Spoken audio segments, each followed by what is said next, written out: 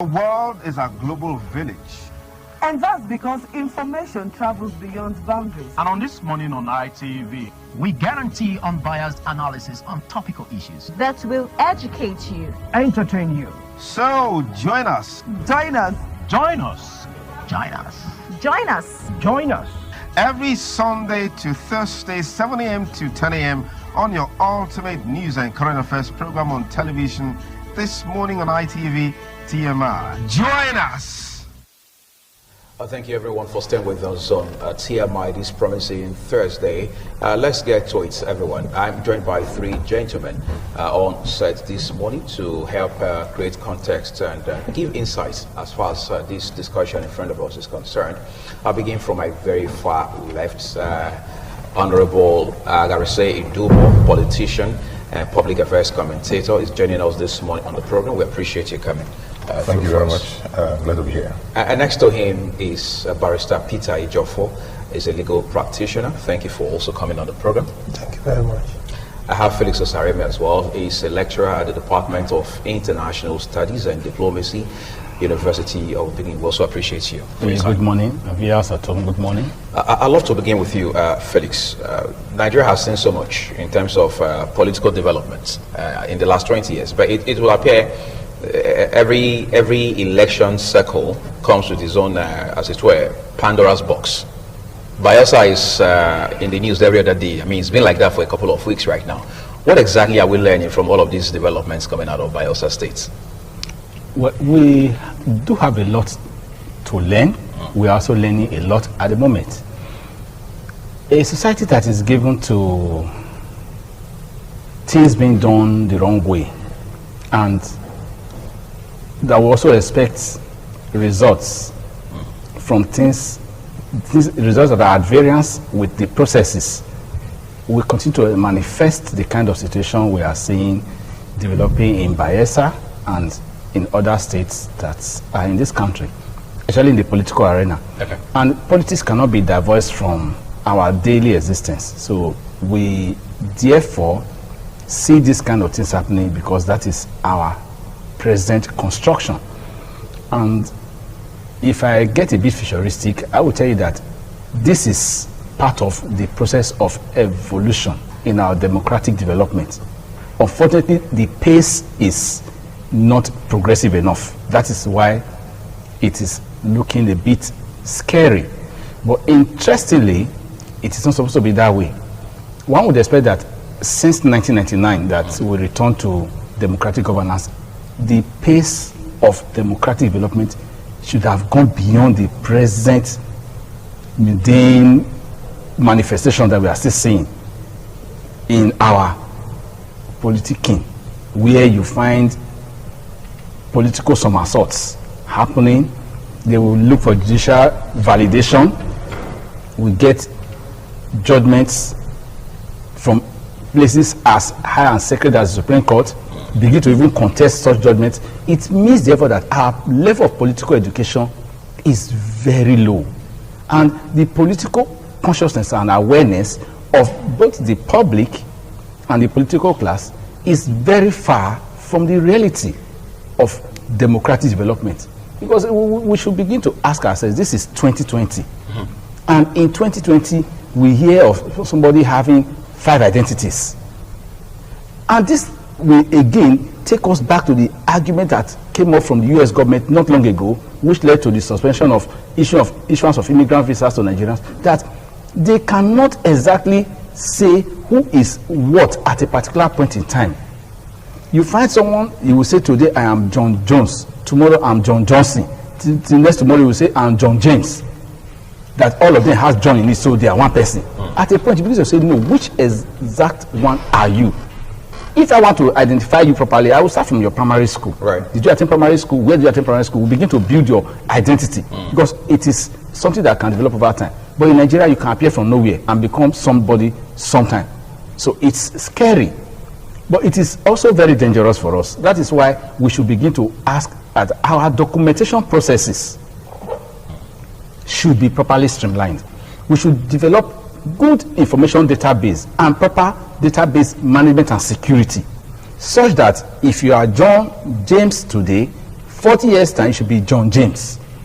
Because that is exactly what's played out in Bayelsa. We are looking at the judgment. We are not looking at the deep issues. And there are a lot of issues that should be seen, and a lot of lessons that should be learnt, and a lot of information that can be passed. But unfortunately, we just give way to social media publication. We begin to get emotional. We are not very logical. We are not critical. I spoke with some persons. I'm sorry to bump in on you, because you mentioned the issue of names now, and the fact that we need to find a way to begin to start to streamline records in this country. But some persons are beginning to say, look, as I was saying, I spoke with someone yesterday, and we have to talk about the peculiarity of Bayelsa State. A lot of persons are now saying that if you understand Bayelsa very well, you would know that they always have this uniqueness as far as their naming system, as it were, is concerned. That you can have somebody take a name from their father's end, then take a name from their maternal end as well. And in the end, it creates conflict, and it's something that happens with timeline. You see, but again, I'm thinking, isn't that also a lesson for the Bayelsa people? That's not a lesson. Let's don't play politics. We are too political in Nigeria. We should be sincere. This thing I always tell people, I said, if you are lying to every other person, at least be truthful to yourself. Good enough. I know Bayelsa a bit. At least I did my youth service in that area. In fact, I served in Ogbia as undergrad when I just graduated from university. So when I was doing my national youth service, I was that location. So I interacted with them. I know the name structure and everything. Names do not change every day. Okay. Whether your father's family named you or your mother's family named you, or you have a name from your father or name from your mother or from your grandparents, when you are entering school, they will ask you which name should we put in your documents. So those names continue to stay with you. Even if you, for ladies that get married and change their name, there's a process for you to even change your name. But we know your maiden name. Right. When you are registering your SIM card, don't they ask you for your mother's surname? Sure. Did they ask you for your mother's grandfather's name? So there are processes. We are saying that there should be proper organization of information. A man can have a lot of names. That is not the issue. The issue is that which name did you use for your record? The official ones. Good. That time becomes the name that will be used for official identification. That's why at times they will tell you first name, middle name, and last name. Or what we call first name, middle name, and surname. So does it change every day? Okay, let me come to Agarese now.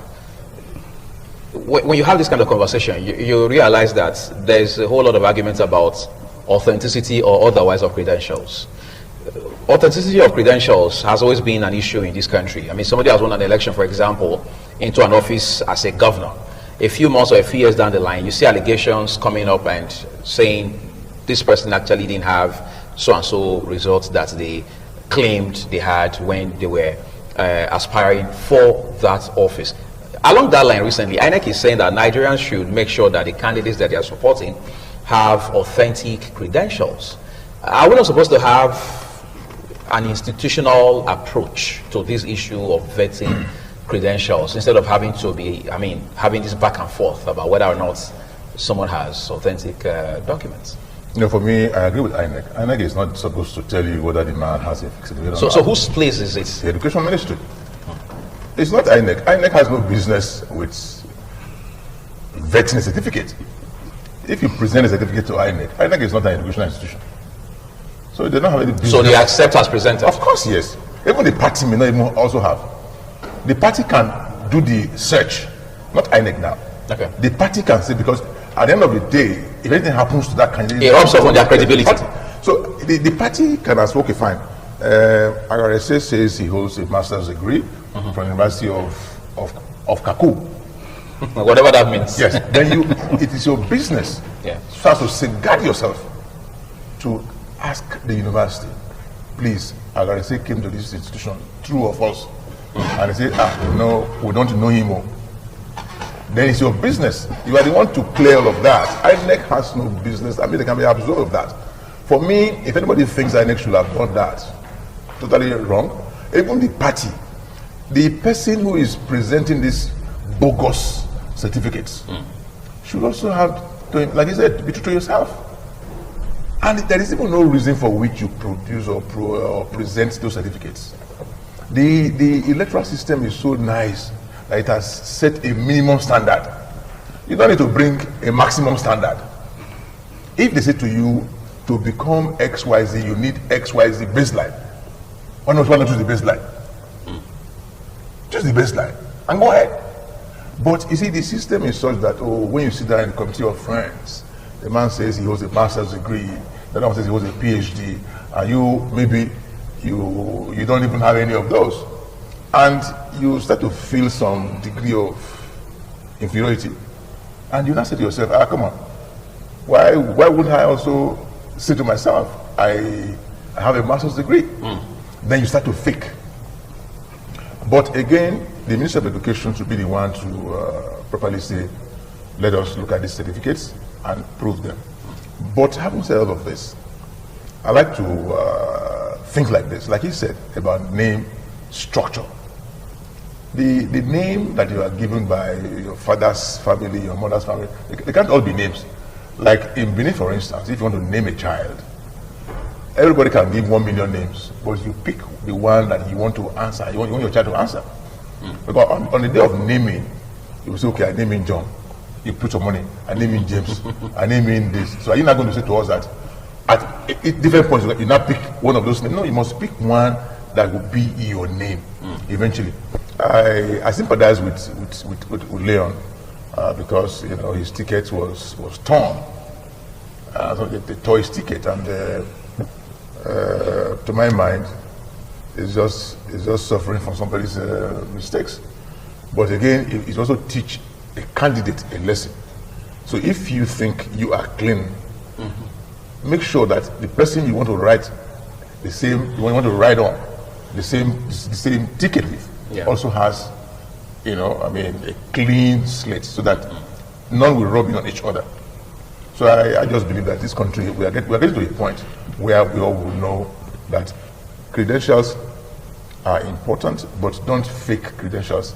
If the system says not even to have a GCE, you must be seen to have read up to. Okay. You should be seen to have read up to. It didn't say you pass. You should be seen to have read up to. So show evidence that you read up to. Yes, you read up to. And you can communicate. And I said this to you, my brother. It has even been further reduced. You can even have a primary 6 with 10 years of public experience in the federal establishment. Eminently qualified. So why must you now go and be looking for the maximum qualification? It's not necessary. Why people also fake certificates? Maybe as of politics now. You find a man who has been working in an establishment for, let's take IT for instance. Somebody joined ITV about 5-10 years ago, and has been working as a producer, and has mastered the art of producing, and it's not time to say we want to promote people. Then somebody comes who, now you are going to face the panel of interviewers, and they now say we need a master's degree in mass communication. But they have not looked at the competence of this person, but the qualification is the certificate. And at times, somebody has said to me, examination is not a true test of ability. I mean, you are in the university. At times you write exams and you fail, not because you don't even know what you're doing, but because it's different. Maybe your emotion at that time. But I won't say all of this. Certificates should not be the very major consideration for many things, because people now say, okay, if this is the consideration, I must acquire it by any means. By any means, yeah. By any means, and you just go ahead. You can buy these things. And people, we were jokingly talking to somebody. I mean, somebody just said, I know some of these people. I don't want to mention now. I give the certificates, and it's just as funny as that. Right. And you find a man carrying a box of certificates. He can't even defend one of them. The man says he's a lawyer, for instance. He holds a first-class degree in law. Can't even speak English. The stock in trade in law is English. That's stock in trade. So if you cannot speak English, how do you communicate with your clients, with the judge? And the man says he holds a first-class degree, and he just comes there. The man is an engineer. Buildings are collapsing. He doesn't even understand the difference between the 6 mm and 8 mm. Because they just. And these are basic elements. Yeah, basic elements. It might say doctor, it kills people.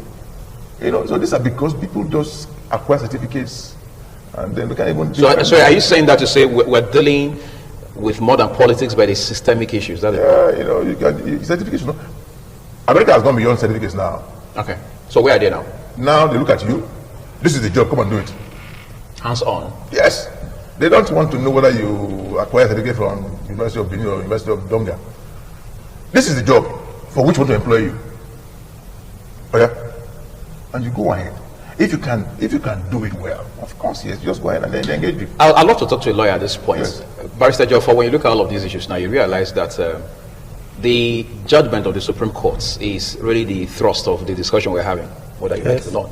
But then again, just before the judgment of yesterday, Wednesday, the Supreme Court already had sacked David Lyon, and of course his running mate, on account of the controversy that we've been spending the last 15 or so minutes talking about. There was a protest that was taken to the House of Justice Mary Peter Odili after that judgment was delivered. Some of these persons who did this thing are said to be miscreants by some politicians. Isn't that an indication that we still do not understand how the judicial system works? Our brother here have just told us that we are evolving. We are moving slow. Okay. Even though we are evolving, we are very slow in the process. That is the only thing you can use to explain what happened. It borders on ignorance and to an extent mischief of some politicians who want to use people who are ignorant to perpetrate such kind of act. It was a needless act. The judgment is clear as daylight. You can't fault it. After all, the candidate that was presented to INEC for election was not the fault of the Supreme Court. They were at the tribunal. From tribunal, they went to appeal, on appeal, from appeal to Supreme Court. Right. Is it now you want to fault the judgment, presumably because somebody is married to somebody else? That is not how Supreme Court works. Supreme Court works on the basis of a panel sitting to consider. It is improbable that one person can influence the other members sitting. In fact, it should not be considered at all. It's unfortunate. But I think we are in a learning process. We should learn fast. That's what I can say. The provision of the law is clear in our Constitution. Section 187 says that there's a joint ticket between the governorship candidate and his deputy. Right. So what happens to one affects the other. So if the qualifications of one, which is already a pre-election matter, the matter was already ongoing, it turns out to be that this person is also qualified by virtue of Section 31(5) of the Electoral Act 2010, where the law provides that if anybody reasonably have the ground to believe that this person is not so qualified, they can approach the court, which was done by the PDP and their candidates. And it was proven beyond reasonable doubt, because people are even saying that the crime of falsification of result was not proved. That is not correct. Especially when one man has so many documents and all the documents are conflicting in their names, where he has deposed to several affidavits and all the affidavits are conflicting, where he's even his own birth age declaration as at July 1990 is also conflicting with all these names. It tells a story of itself. You are seeing the picture. They say that the fact speaks for itself. So it's unfortunate that the screening process at that party level was what let them down. Yeah. If you have a thorough screening process and a candidate present to you several certificates that are bearing different names, and the reconciliations that were done on affidavit were bearing different names, and the person went to the extent of going to a notary public to depose to an unnamed notary public, there is no name of the notary public that notarized one of the documents. You should wonder, what was the screening committee that put this man forward as their candidate? What were they doing? When Senator Degi gave a press statement in reaction to the earlier judgment of the Supreme Court and said that his credentials are all out there in the public, that members of the public and even institutions and law enforcement in particular can go verify them. Was that just a political statement, or was it something we should take very seriously? What should prove that these certificates are mine? He just said something. He said that you should be truthful to yourself. Was the man truthful to himself, when he has several documents that all of them are conflicting. Not one of the documents correspond with the other. They are all conflicting. Even the affidavit of reconciliation of his name are all conflicting. He has several affidavits of reconciliation of names. Who admitted those documents as proper in the screening committee? They should question the person. That person that was sent by the headquarters of APC to go and do the screening should be questioned. They should not just sweep this thing under the carpet. Somebody should answer question.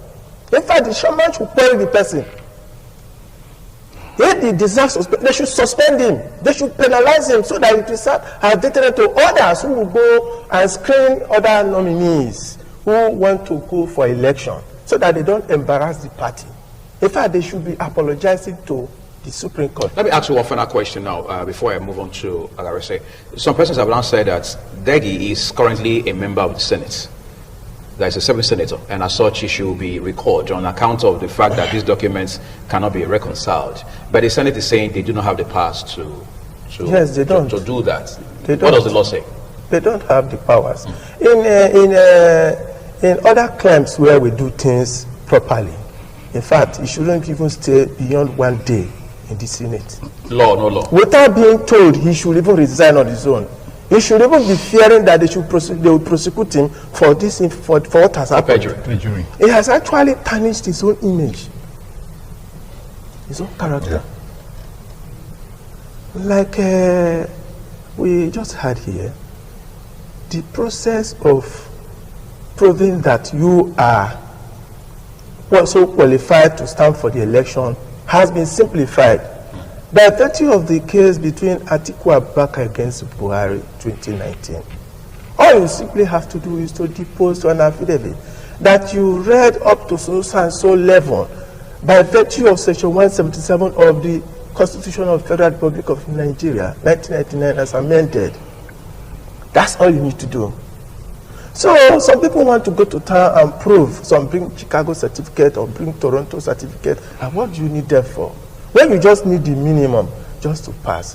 I feel sorry for David Lyon. Now let's talk about the dynamics that are within the political parties themselves, Agarese, because a lot of persons will say internal democracy is still a problem in Nigeria. They say garbage in, garbage out, those who are in computer sciences, all right? Is it not possible? Is it not possible that we can do better than this? Because you are asking yourself now at this point, when political parties say we are doing screening, we are screening aspirants, all right? What exactly are they screening? One would have thought the screening essentially is even about the credentials and maybe the records, or say the track record of these aspirants. But instead, you still continue to find even sitting governors who are said to be having questionable credentials. Yeah, the screening is not just credentials. Okay. When they're going to screen a candidate for an election, when they look at your viability, okay, not just your credentials now. In our fact, the very major credential for an election is your acceptability to the people. Not just certificates now. Like your popularity now. Yeah, popularity. That's the very first. They look at you. Okay, fine. If we throw this man up, will they vote for him? That's the very major part of it. At the screening, like my brother said, at the screening level of the deputy governor, they should have seen all of these. Exactly. Because the man presented different documents for one person having different names, then it would be nice to ask him to come and reconcile all of them. Because if you have the proper certificate, John, the second certificate, James, the university one is Jonathan, then of course you must ask him to come and reconcile all of this within the party structure. Within the party, the party should have done that. Yeah. Well, people are taking beyond the party to INEC. I think INEC has no liability. No, nothing. The party should have done that because the party is the one that should screen. And you present to INEC. The belief is that you have screened this.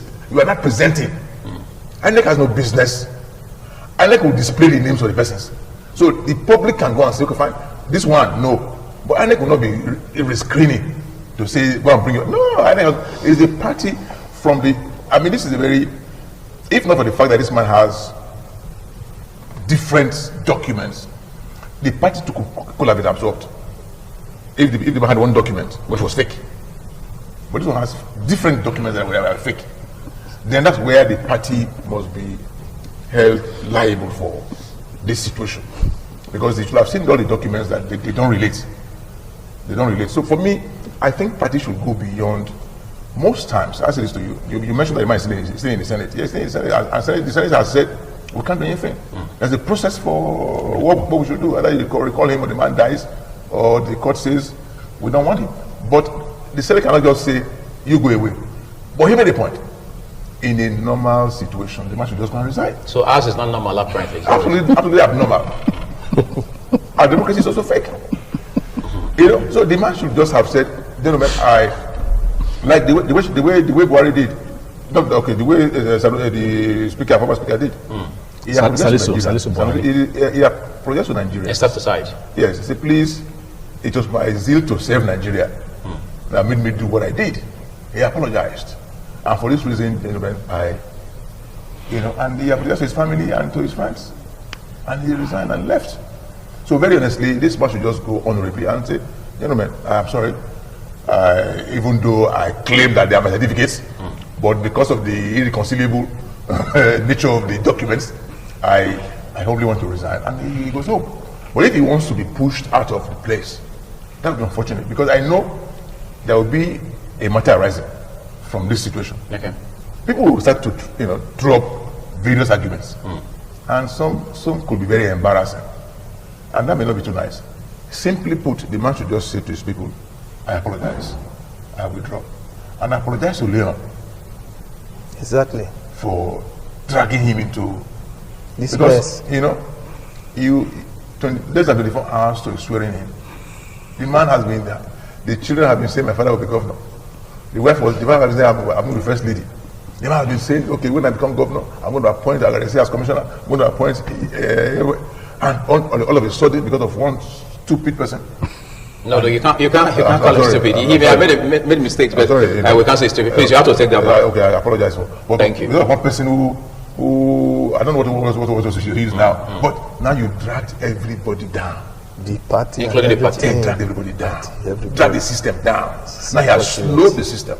And for me, it's the only one option he has is I'm sorry, I apologize to everybody. Now that this. Even now I'm claiming that they are my own, all of them, 6 of them, or they are all my documents, but because they are irreconcilable, I apologize. And he goes, but that takes us to another point. When, he must have given money to the screening committee. We can only assume that. We're not sure of that. No, he would have, because, you see, most of these screenings, they just come together. Okay, let's screen these 3 gentlemen. And this guy has plenty of money. He just comes to this place and this same Bayelsa, I won't mention them now. This same Bayelsa, somebody was driven out of the place. He went to screen people for election, and they said he took money. So the other group now heard that he took money. They drove him out of the place. He ran away with this. Okay, let me not mention how much he took. But basically, it is just one man bringing money and saying, the man is senator. So, he can just come and say, take money and just pass me on. At the point in November, when he was like having issues, he should have known himself that let me just say, come on, get out, take your thing. I don't want to get hide under that and go away, because the thing was already brewing. In November, they showed him. I said, oh God, only you get all the certificates, all these documents, different names. He should have just told himself, like he said, be honest with yourself. If he was honest himself, he would have just said, thank you. I'm not more interested. Carry your thing and go. And I don't want to face my Senate assignment. And he would have just decided to hide under that and go away. But Nigerians, again, the lesson I think we have learned from this is, don't say congratulations until the man is sworn in. But those who have congratulated him, governor, and last minute the man is not governor. So until the thing is done, that's why the Benin say, I'm managing a communism. So until you finish that, you must tell the man, let him be sworn in. After that, congratulate him. Okay, well, we're going to put a number for you on the screen so you can simply text your contributions regarding this conversation that we're having on the program this morning. We're also live on facebook.com/ITV Radio NG. The Twitter handle is at ITV Radio NG. You can also tweet directly at me. It's at Sage Dazzle. Let me come to Felix again now. There's also the argument now on account of all of these Bayelsa issue that there's a chance the prayer of the PDP that the judgment of the Supreme Court in Imo State, which did not favor former Governor Emeka Ihedioha, be reviewed. All right, it's not going to come through because the Supreme Court has made it substantially clear that it does not even have the, as it were, the basis to review its own decisions, because according to the Apex Court, it's going to open what it calls a floodgate of applications for a review of even past decisions. Do you say the PDP is still having a chance of, as it were, winning the day at the Supreme Court? Well, very difficult. Okay. Well, we should be very considerate and sincere when we are making some kind of claims. Recently in Nigeria, in the last, okay, let's say from 2014 till now, 6-7 years, social media has become the mainstream media in this country, and that is dangerous. If you understand media history, you see the mainstream media does not just push things into the public domain. It goes through, it uses, there's this rule of social responsibility concept. What will be the implication of this if it goes out?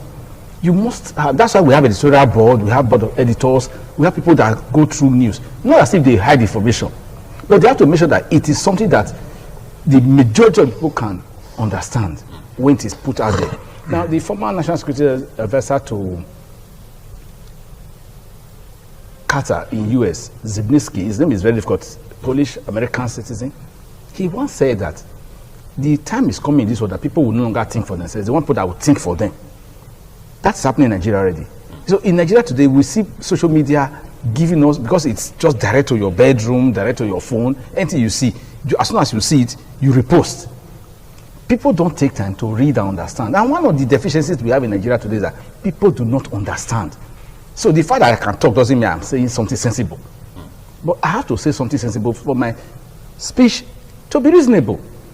Now, going back to Supreme Court, hierarchy of laws, very clear. You see, you move from, the court is in hierarchy. And the hierarchy is such that by the time you reach the Supreme Court, the apex, those things would have been going through some serious legal consideration. The Supreme Court does not overrule itself. When you are asking for a review, the procedure is even written there. Oh, there's clerical error, there are some timelines, there are some conditions that the Supreme Court already stated before you can ask for review. So it's not just to say, I don't like this decision. Many people do not even understand that legal processes are different from emotional and political processes. We are very emotional. That is why anything we say that, anything that doesn't favor us, we say it is wrong, it is unfair. Sometimes you didn't know because you don't know the law. And the law is the law until it is changed. So the Supreme Court works within the ambit of the law. The law makes provision for the time the Supreme Court must decide a case, the kind of case that it will intervene in, and the process for which the case will get to Supreme Court. And in the case of Ihedioha and those of Dima, Supreme Court has ruled that this is decision because some of the things INEC did there were not supposed to be done by INEC. And Supreme Court keeps saying that they are not Father Christmas. It is the pleading you bring to Supreme Court that Supreme Court will rule on. They cannot give you what you did not ask for. So in the case of Uzodima and Ihedioha, somebody was arguing, a colleague was arguing, can you imagine, somebody that came forth in the election was not giving? I said, no. Did you go and read what the man pleaded before Supreme Court? The pleadings are there. So we should take time to read. Sometimes if you do not understand, tell somebody who knows the law to help you deconstruct. Interpret it. To help you understand so that it will not be difficult for you. That's why there are legal technicalities. The lawyer sitting here will tell you that if he's to draft a legal document, the language he will use is not the language I will use. Right. He is trained in that. There are legal draftsmen who sit down and write legal issues. So the Supreme Court will be looking at all these legalities. And the Supreme Court will tell you that when a decision has been reached, the review you are going to ask for, you should be very careful because the review can become something that will even tie you. As it happened yesterday, at the point where Justice Ogi was ruling yesterday, they made it clear that you wasted the time of the court. You are coming to seek relief that you are not entitled to. And for that, you are going to pay the sum of 10 million to this, and to this. So the court in Nigeria is a very strong system. In fact, it is over the years, the politicians have so sidelined courts that we don't believe in judicial system here. We think court is something that you can also just go there, you drop whatever you want. If possible, you can't use money to induce them. We always see things from that angle. And that is very unfortunate. Our system here, we should begin to teach people legality from primary school. When you say children in the very society, they can call you. I will say, I will call the cops for you. I will report to the police. I will call 911. I will call the emergency number. It is because they've been groomed from primary school that these things, when you go there, you have to be very, very sure. People will tell me at times, say, hey, it's not to go to court. I say, have you ever gone to court? That small box you call doc. Enter inside there and see. Once you are in there, you become a very different person. You cannot talk anyhow. A friend of mine laughed in court. He was remanded for that. For laughing during court process. It was this is contempt of court. The magistrate landing for that. And I keep warning my friends, say, look, when people are making a certain, let us go to court. You see that court is a very powerful institution too. Right. But that's one aspect of government people are not very well aware of in Nigeria, because it is so different. And that is why when you are not elected to go to court, you have now made it clear that the decision that is going to be reached there, you are going to be in consonance with that decision. Even if you have something you don't like, that you say, okay, you have to take it like that. So Uzotima and the AJR's case is going to not favor PDP. Let us not play politics. The Supreme Court ruled based on the facts before it, the issues that were raised, and the pleadings that were presented.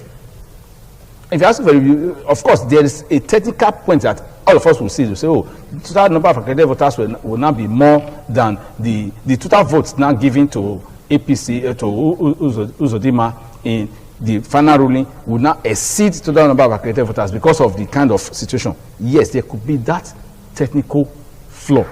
That doesn't mean Supreme Court will now say, go back and do a rerun. No. Pre-election matters, yes, you can have nullification. Post-election matter, you can talk of rerun. Right. In this particular situation, Supreme Court has ruled. Supreme Court will simply likely say that this matter should not be cited as precedent, will proceed, and subsequently do 1, 2, 3, S, Y, Z. That is how this matter is likely going to come out. And the danger, as Supreme Court is seen to, if you begin to ask for every review, then they will ask us to go back and review the case of Atiku and Buhari. That's, in fact, people have already started arguing that one as of yesterday. Yeah. The Supreme Court should go back and even look at the decision that was given in Atiku Abubakar against Muhammadu Buhari in the last presidential election. That means somebody will tell you to go and look at Supreme Court judgment that was given before his own father was born. You are going to have a regress that will not lead to necessary progress. We should move forward. The Supreme Court has made that very clear enough. In fact, the apex court has said that every matter must have finality, which is the issue that came up yesterday, and it's saying that it cannot afford to open the floodgates to a position where people are not coming to say we want a review of past decisions, maybe decisions from 20, 30, 40 years before today. Let's see some of your contributions coming through on the show this morning. You say, for me, the greatest problem of our nation is not corruption, but a systematic one. You say, imagine a national chairman of a party contesting the Supreme Court's judgment because he's taking advantage of the system that is totally shattered. That's coming from you. You say, Mr. King is your name. So keep those contributions coming through, but be civil in your language. Let me talk to the only lawyer, the only learned person amongst these three gentlemen this morning. Is there a chance that Degi Eremiayo, would have been Deputy Governor of Bayelsa State, will be prosecuted on account of these allegations of forgery? The way things work in Nigeria is a very remote. There's a remote chance of prosecution. It's like we tend to overlook certain things which we are supposed to look into so that things can work better. We just talk about evolution of our process, political, economic, all the cultural, social-cultural processes in Nigeria. We are evolving as a nation. But unfortunately, there are certain aspects we are overlooking, which would have maybe strengthened our political system. Where anybody coming out to present himself for election will put his house in order before coming. And these are the only way we can do that. We are ensuring that incidents like this do not go unpunished. In fact, for the people of Bayelsa, for wasting their time, wasting their votes, those votes that they cast for Lion and Degi Eremiayo, they are wasted votes. They are not votes at all. They wasted their time, all their effort, the campaign that the party put in place to do this. They are all wasted effort. It's unfortunate, just because of one man. Some people are not saying that the, as it were, political battle in Bayelsa is a bit far from over. The basis on which they are saying that is that the deputy governor of the state now is alleged to have to be holding a doctored discharge NYC discharge certificate. Exactly. So that's an allegation as it stands right now. Of course, until a court finds it to be so. Shouldn't that give us concern, really? It should give us concern that it's almost a rampant thing.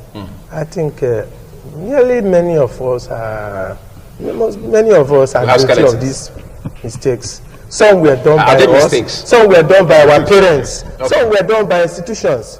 Imagine you go to INEC, you want to register, and they said you want to do this, you do your PVC, and by the time the name comes out, the names are not correct. In the process of going to rectify the name, it's not that easy. But for things to go well, you just have to undergo the process of correcting the names. After all, on an incident like this, you remember Dino Milai, when his certificate was questioned, he approached the institution, and the university confirmed this is the same person. If Eremiayo had these issues like he pointed out, that he was having these issues along the line, why didn't he approach the universities? They are the only people that can say, we want to correct these names. You cannot correct your certificate by reconciliation of names. If there is an error, you go. Like the deputy governor, what he claimed, which have not been proven in court, is that he approached the NYSC to do a correction of his exemption certificate, and that has been taken care of. If that is so, it therefore means that that issue has been cured. But in the case of our brother here, the Geremeyo, he didn't do that. He took it for granted. In fact, he has almost 4 reconciliation of names. 4, and the 4 are conflicting. All the certificates are conflicting. It's painful. Okay, let's go back to the contributions that we're getting on the program this morning. Remember, it's SMS only for that number. And then, of course, there's a Twitter handle there you can also use to ensure you send your contribution through to us. Here, you're saying it is high time politicians learn from mistakes of others. Having different names from SSC to second degree is very unfortunate. This is dangerous to democracy. This from Madam Do Good. You're just aligning your thoughts actually with what these 3 gentlemen have been saying the whole time on the program. Thank you for that contribution. Oshomole should not hide from the real fact that he was not aware of the running mate's fake documents. You can't say that you were not there, you're not a member of the APC, going by your SMS, for example. I'm not very sure you're privy to what you're even talking about now, that the national chairman of the party was not aware. Of course, he had long reacted to the judgments of the Supreme Court. All right. Then somebody is also saying that the national chairman of the party should be held responsible. Does that make sense? No. He was not this. They set up a committee. Yes, he was not. There's a chairman of that panel. What did they do? What was the assignment? That is why they should sanction them. He did not screen the candidates. Right. So the chairman is not the one who physically screened candidates. Yes. He will set up various groups, committees to handle all of these assignments. If they eventually, throw up somebody's name, they will not go and say, bring the documents for me to look at. No. The various where we have issues with the party, yes, is that a precedent has already been set. The party, not just the chairman, yes, of the president. Okay. Has been set in Zamfara. If you watch the trend of wasted votes, the trend of lawful votes now, where the second person who scored the lawful votes becomes the winner. Governor. Yeah, it is what happened in Zamfara. It has played itself out in Bayelsa again. I think the party should be mindful of that. The party chairman should be mindful of that. Whoever you send to go and do verification should be held accountable. Should be thorough. Okay. You should be able to submit. Let's allow Agarese. If anybody is blaming the party chairman, I mean, that to me is just an act of ignorance, because the man did not physically go to screen people. But I want to also say this. Political parties should also now learn to win the election from the ballots. More than ever before. Yeah, the court should not be the deciding factor. Most of the time we all hear, okay, the court has not declared him winner. The court should not be the one declaring him winner. I mean, that to me is totally an aberration of the system. If people want to win election on the ballot, at the polls. Not winning election and you now go to court to now say the court is now declared another person winner. The court is not INEC. Court is not INEC. Now the court now says, okay, fine, Agarese is not the winner. You know, it's totally, for me, it's totally out of. So you're saying in an ideal situation, INEC should be the final umpire? No, they should be honest to themselves. Because, okay, let me say, those days they say, okay, fine, you know, a very popular kind of winning election. This is not like that. Now they allocate votes. They allocate votes to people. Okay, I gotta say, you take 200,000 votes. Francis, take 20. James, take 15. Then you allocate the votes. Those days we used to hear when we were growing up as young politicians. You can only rig it anywhere you're popular. It's not more so. It's not more so. Anywhere you're popular, they rig you out. Even where you're popular, they want to humiliate you and they rig you out. I mean, you are very popular there. I'm not conversant with the fact he's telling yes, you. What I'm saying is, he's a politician. Yes, what I can say is that it is not the fault of the court at all. No, I'm not saying when we talk about wasted votes. No, he's not even faulting the court. He's saying that the political party should be responsible enough. The court is only interpreting what has transpired. No, I'm not even going there. No, he's not even get to court. You should not get to court. That's what you should not get to court in the first place. Which takes us to the point where I mentioned that our political education system is very low. You see, the populace, they are being shortchanged in the long run. So much money is wasted in our electoral process. Taxpayers' money. The people spend huge fortunes to canvass for candidates. People sell property, mortgage their future. Some lives are lost. The quantum of all this goes down to the wrong person presenting and projecting himself. If we do what is right from within the party, from the ward level, all these things will stop. That's why I said political education is still very low. In political education, how do we play politics? This is not reading political science in the university. No, I'm talking about people coming to say we want to choose our leaders. That's what democracy is talking about. Fine, it's representative. So you have to allow people to make choices. I'm going to allow Agarese make his point quickly, but let's see a few contributions, gentlemen, that are coming through just to wire them into this conversation this morning. I think by constitution, INEC has the duty, you're saying, let's see what you say further, has the duty to confirm the minimum qualification of candidates before elections. I think INEC can also be blamed. This is coming from let's see, Dr. Osemegi. Thank you for coming on the program. You know, that's the point we're making, Agarese, a while ago. You know, the amendments have been made to the Electoral Act before now, prior to the 2019 general election. Of course, the president did not assent to it because he said it was too close to the election. Some persons have said, okay, the issue was proximity to election. But even if all of those amendments had been assented to by the president, would he have answered many of these questions we are asking today? Before I even answer that question, yes. I still want to push your point further, right? This issue of letting the court decide who is winner of an election. Yes. We should try to downplay it. If, like my brother just said, if the political education is trumped up and people are much more aware than we are now, because why must you go and face an election and after that it's okay, you say the next place is court? Because we just believe that this process can only be challenged. And if INEC chooses to be do the thing which should be done, we will not need to be asking the court to decide who won an election. Everybody, maybe that's where the option A4 will have been so nice for us. Okay. At our level of civilization, option A4 will just be fine. You file up and you just count. Even at that, they say even see Rigadiola out. But it's fairer. At the end of the day, overall, it's fairer. At the end of the day, you can see people fine. How many votes? Now they're not going to count ballots and write. Now you are seeing people physically and you are writing the results.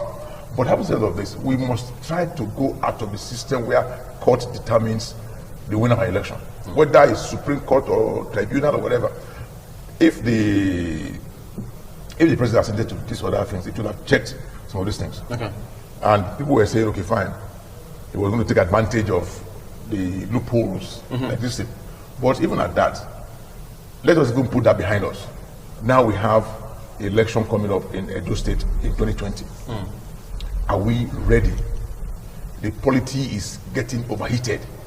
Everybody is trying to do one satanic thing or the other, or with a view to either clinging on to power or snatching power.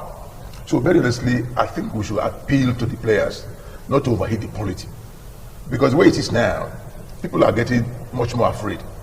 People are, if my friends are saying they want to travel during the period of the primaries and during the period of election, because they believe, or they are believing that primaries could be very, very, funny, and some say to be bloody.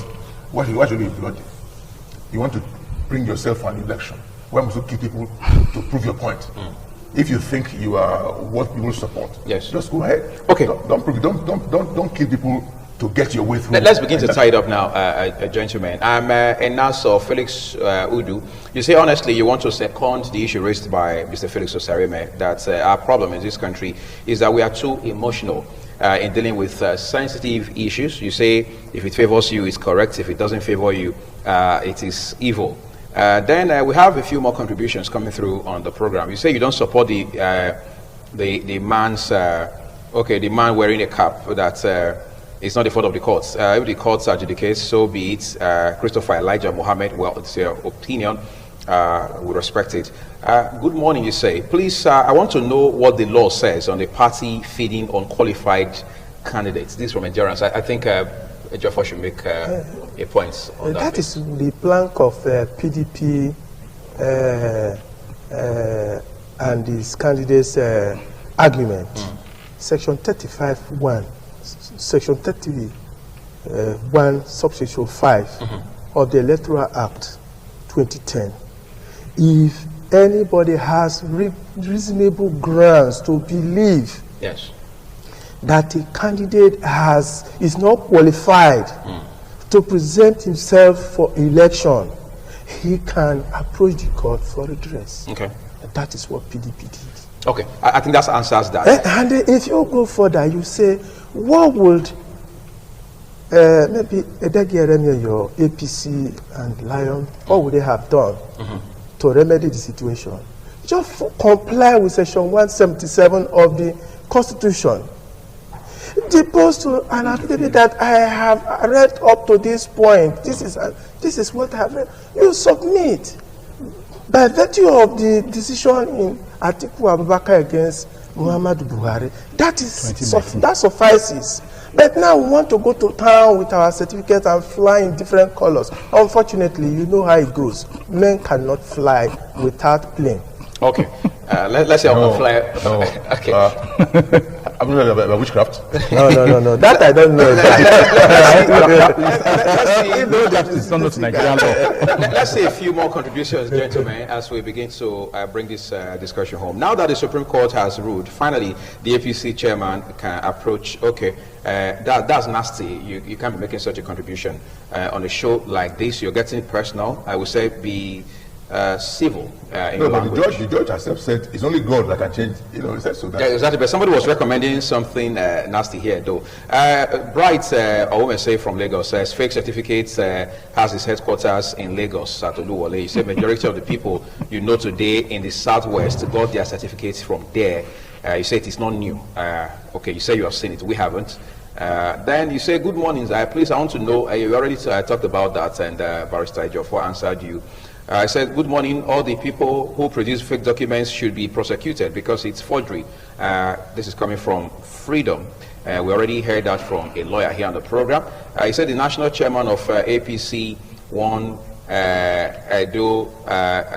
he won in Edo State in 2008 through the courts, and nobody is fighting that. The courts are there for people to go to if they feel they have grounds to want to go to court. Nobody is fighting that, but we're only looking at the fact that some things can be taken care of without even bothering to go to court. That's the point we're making. I said, Mr. Ankoma, please, Mr. Felix Osareme, lecturer at the University of Benin, should always be invited for international political matters, where I enjoy his analysis of issues at stake. You say you're saying this because Nigeria's political matters are saddening. Mr. Iyobo Joe is the one saying that. Hopefully you can take him out for lunch later today. It's not a bad idea, is it? Why not? Why not? All right, gentlemen, let's tie it up. Final word. Let me begin with you again, Felix. Okay, we'll wrap this up by quickly saying that we should have sincerity of purpose, and we should be very careful how we pile up documents that will, in the long run, crash upon us like a pack of cards. In University of Benin, where I work, we have a rule that if at any time it is established that the documents you presented when you enter the school were not authentic. As a student or as a lecturer? As a student. Okay. Anybody, okay. Any document you present at the institution, at any time it is found, it means you were never there. You'll be vacated. That means whatever you have gained, whatever you have acquired will be a nullity. People should be careful how they begin to do falsification and alteration. There's a process for all these things. If you are doing reconciliation, the legal personnel here, our co-discussant mentioned one, and I also mentioned another one, that even when you swear an affidavit, you still need to go to a publishing house, a newspaper, and publish it and do the proper documentation. So there are processes. We should not be afraid to follow processes. That is why most times we are in a hurry to do the wrong thing, and we expect somebody to now understand that we are pressed for time. We should be patient, we should be logical, we should also be sincere, and we should follow due process. Let me also give 30 seconds each to these two gentlemen. Barrister Jofo. Yes, I have two issues to talk about now. Yes. First is the change of name. You don't do your change of name or reconciliation of name just like that. You do it by way of deed pool. When you do that, you now get it registered, get it published, gazetted. You go through those processes to establish your name. Okay. That was not done. And secondly, I want to correct the impression of certain persons against the APC chairman. I'm not holding forth for him here, but I want to say that what he was looking at was the case between Tafawa Balewa against Muazu some time ago. But the court in itself cured that portion of the Electoral Act. Section 140 and 141 has been struck down. Has been struck down by the court. Justice Kulawole said that those parts of the law are no longer tenable. Okay. And that is what the party are also hinging on, going for such election. Incidentally, that's the much we can take from your end. Let's tie it up. No, very basically, I think we must start a process of regeneration. Our people must be reconscientized. We must believe that elections are won at the polling center, yes, not in courts. So until we understand that, we must do, the system must be such that at the end of the day, the votes announced after election should be not secret but sacrosanct. So at the end of the day, we believe in it. All right, gentlemen, I want to thank especially Felix Osarime, lecturer, University of Benin, legal practitioner, barrister, Peter Ejiofor, and Honorable Alarise Dubo, politician. Thank you for coming on the program, gentlemen. We appreciate it. Thank you very much. We'll take a quick break now. We'll back shortly to wrap up the conversation. Stay with us. Is it coffee break?